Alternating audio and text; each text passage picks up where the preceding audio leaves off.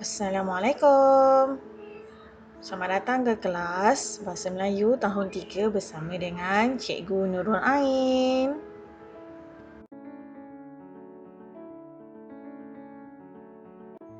Topik kita pada hari ini ialah murid dapat menyebut dan membina 3 ayat majmuk berdasarkan gambar.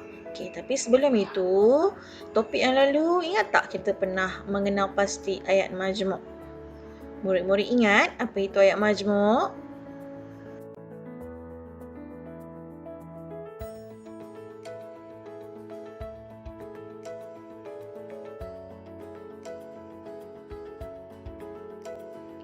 Ayat majmuk. Ayat majmuk ialah ayat yang mengandungi lebih daripada subjek atau predikat yang digabungkan dengan kata hubung. Okey, mari kita lihat contoh di sebelah. Contoh 1, ayat majmuk. Razak mengambil sebuah buku cerita lalu membaca buku itu. Ayat ini dibina daripada 2 ayat tunggal.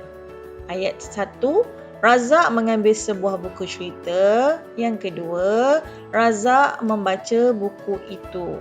2 ayat tunggal ini digabungkan untuk membina satu ayat majmuk. So, kita lihat sini kata hubung yang digunakan ialah kata hubung lalu. Bagi contoh yang kedua, boleh rujuk di bawah.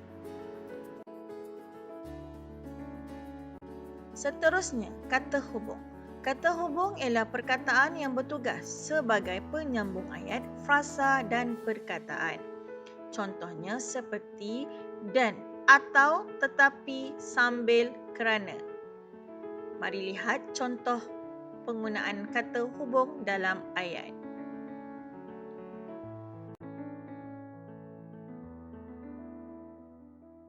Baiklah murid-murid, tadi kita sudah mengulang kaji tentang ayat majmuk dan kata hubung.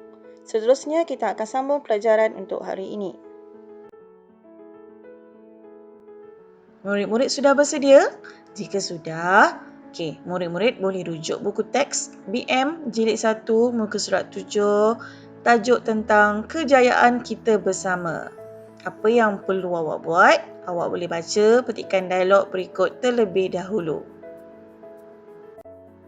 Anda sudah baca kan? Okey, mari baca bersama dengan cikgu pula. Kejayaan kita bersama. Tuan Haji Abdul Karim Datuk Nabila seorang usahawan. Beliau mempunyai sebuah kedai borong beras di Besut Terengganu. Wah, ramainya pelanggan Datuk. Ya, Nabila. Mereka datang untuk membeli beras. Bolehkah kalian boleh membantu Datuk? Nabila hendak membantu tempat kosong.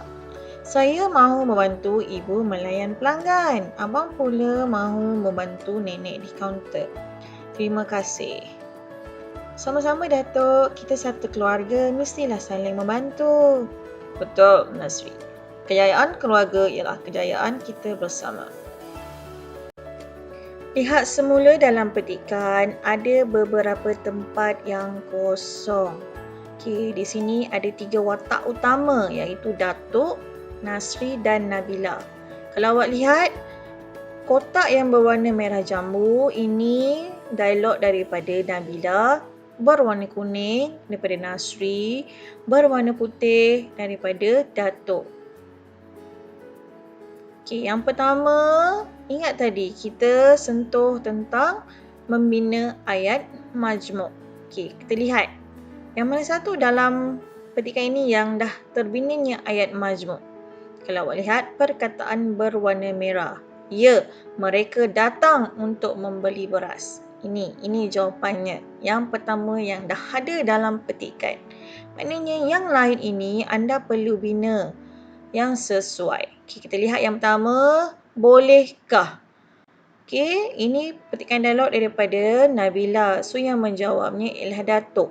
Kalian boleh membantu Datuk. Maksudnya di sini awak lihat kata kuncinya membantu Datuk. Siapa yang membantu Datuk? Kalian. Kalian itu dirujukkan kepada siapa? Kepada Nabila dan Nasri. So, maknanya di sini Apa ayat yang logik yang sesuai yang boleh dibina? Bolehkah tempat kosong sini? Apa dia? Bolehkah saya dan Nasri membantu Datuk? Itu jawapan secara logik yang boleh kita bina. Bagi soalan yang lain, Cikgu nak awak cuba lengkapkan sendiri berdasarkan contoh yang telah diberikan. Okey, untuk paparan yang seterusnya, ada latihan yang cikgu berikan kepada awak. Okey, kita akan lihat selepas ini.